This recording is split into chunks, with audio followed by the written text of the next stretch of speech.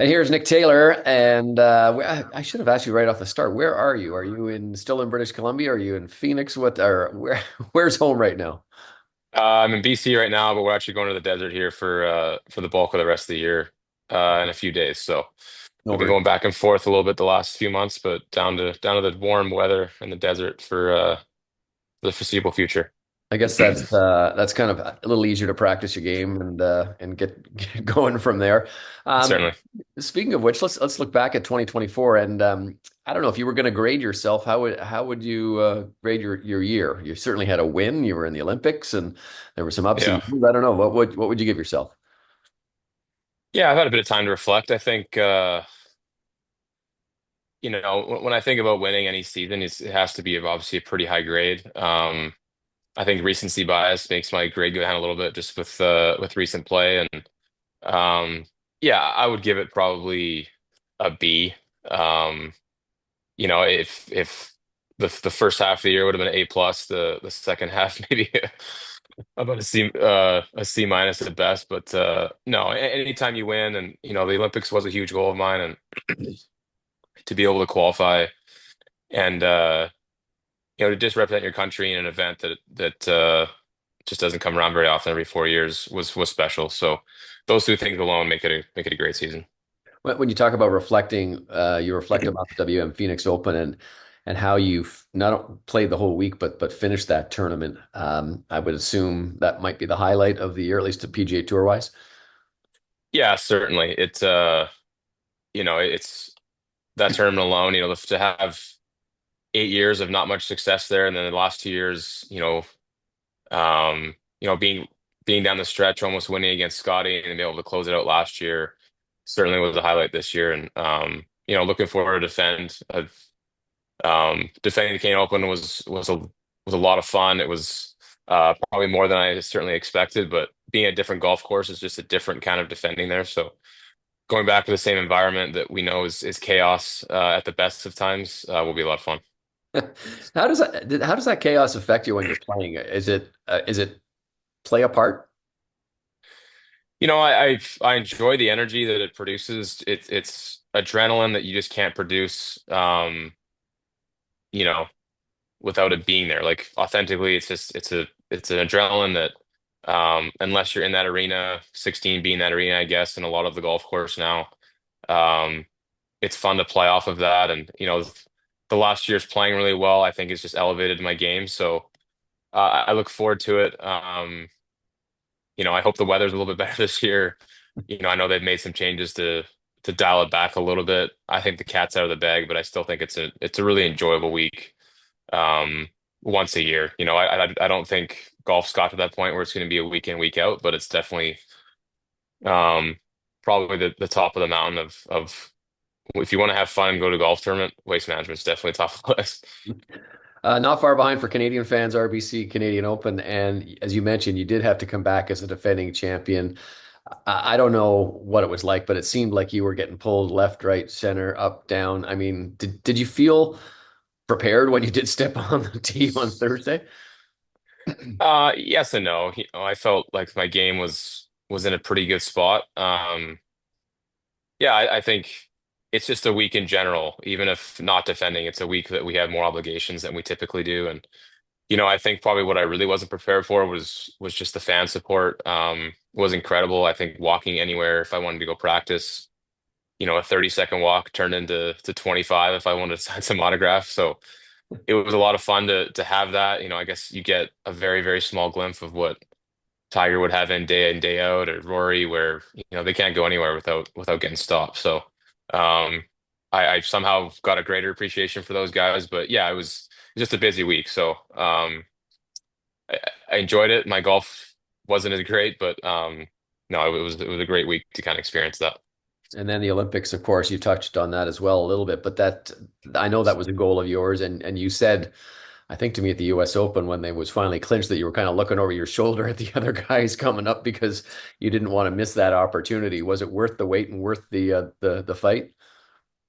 Yeah, it certainly was. It was, I've always been someone that's not over till it's over. And, I've probably from too many people leading up to it telling me I'm a lock. And I was like, there's just too many guys playing great. I'm gonna have to kind of take this and to the very end. Corey obviously had a phenomenal US Open, and Adam had a great week the week prior, and so it was just a weird year in a sense for you're trying to qualify for these things, but you're also trying to beat your good friends out there, and just a weird kind of state mentally, I think at times. But I was happy to be one of the two, and really soaked up the entire experience over there. Uh, let's go down to the not so good stuff that happened. And I know one of your disappointments was the President's Cup. What was that call like to get from Mike Weir? Um, yeah, it's not a call that you necessarily want. It was shortly after Memphis, so I was already pretty highly disappointed of how the season had ended. And so maybe that was just the cherry on top to to send me into the off season. But yeah, I was hoping that part of my resume of doing some great things under pressure would kind of push me over the edge. But I also understood that in those scenarios, there's a lot of guys to choose from, and sometimes that your best bet is choosing guys in the best form. So I knew I wasn't. I felt like my game was close, where I had some great rounds, but just couldn't piece a tournament together really. Um, but yeah, I was obviously disappointed. So yeah, um, the work all year of trying to qualify for that team didn't work out. But there's 2 years from now that I can really work towards that, and there's not going to be another experience for me with Mike Weir as a captain in Canada, but I did all I could, so that's all. That's like hang my head on that.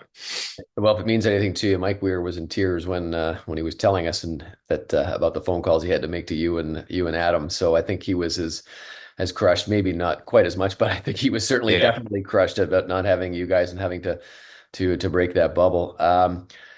You mentioned Memphis. You mentioned sort of the second half of the season, and I know it was a struggle. I think remember seeing you on Memphis. You were on the range trying to find a driver. I don't know. Like, where did the sort of the second part of the season go, and where are you now? Yeah. Yeah, I kind of far the driver that driver I'd used for 2 years had cracked, I think, at the Travelers. So there was a bit of testing there throughout the summer, trying to find something that worked. Honestly, the biggest bulk was just or the biggest bulk of the struggle was just kind of on the greens. I had a great 2 year and a half stretch of making a lot of momentum putts, having great rounds, great tournaments on the greens, and the last 6 months, it's just been one of those stretches where a few more three putts than I've been accustomed to. Some of those 4, 5, 6 footers for par that kind of either get around going or keep it going, haven't been able to fall, and just kind of some unforced errors, I guess I would say, in a lot of these rounds. So it felt like I was just shooting the highest possible round every day, and that's just has a kind of a lag effect of frustration of mentally taxing and just going through that. So there's kind of a bunch of small things that added up to just a lot of mediocrity. So um, I'm still trying to get over that. I feel like there's nothing that I don't step on the tee not confident, but I think in reality, like anything, it's hard to fake confidence until you kind of get some real good scores going. And there was some light this fall where I had some really good nines, some good rounds, some okay tournaments. But yeah, I think I'm looking forward to putting the clubs away just for a couple weeks and really reassessing, really kind of making those goals again. And yeah, I'm not in a state where I'm searching or anything. It's just trying to get that mojo back, I guess. Is there any chance that the red-headed spider that was so famous might not be in the bag at the start of next season? I teased it a bit in the middle of summer, but yeah, I don't know. It's I've played long enough. It's typically not the putter. I know a changeup can help sometimes, but yeah, I'll keep grinding away. Everything's on the table, I guess, of changing out that putter, but it's done a lot of good things for me, so I can't throw it to the wayside too quickly. What does the next season look like for you? It's a little bit different with where your status is, but what does it look like? I mean, you've been a guy more often than not that's been on the outside, kind of fighting Hmm. your way back at the end of the season. You've had that Yeah. luxury now, and you still do. But what does it look like for next year?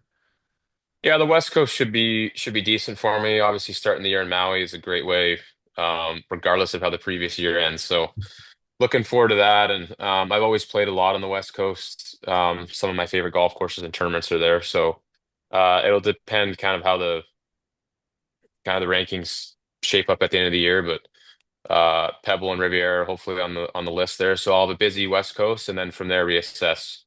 Um, there's a lot of opportunity to play into the big events still, and that's obviously a goal. But just kind of keep trying to get better every day and put myself in contention, and hopefully can kind of pull some out.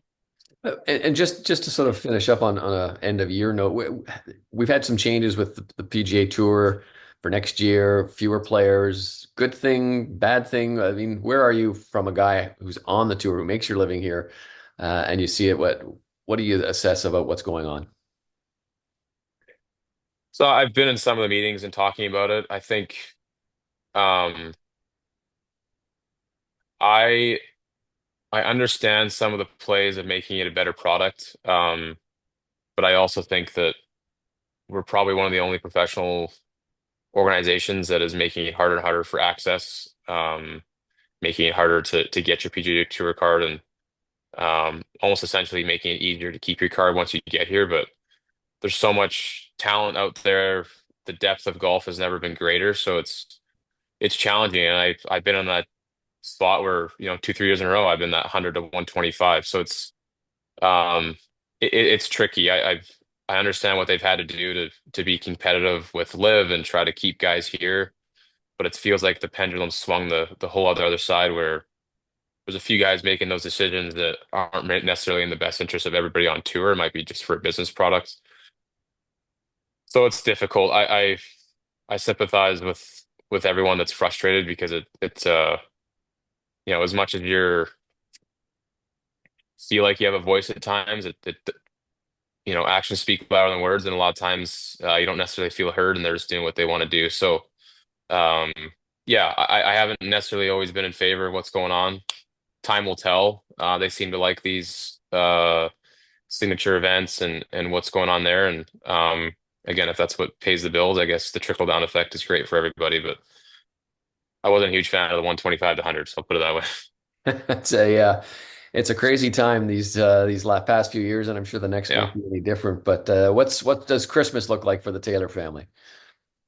Yeah, we're gonna be in Scottsdale. It'll be a quiet Christmas just because Maui actually starts so early this year. So it'll be good. Usually we're back in Canada for a few weeks and soaking up family time, and it is great. So we're gonna do a little bit of that before then, but it'll be nice and quiet this year. Just the four of us doing our own thing in the warm weather Christmas. So yeah, we're looking forward to a little break. It'll be fun. Well, all the best to you and Andy and the kids, and Thank you. we'll sure see you out there before too long. Yep.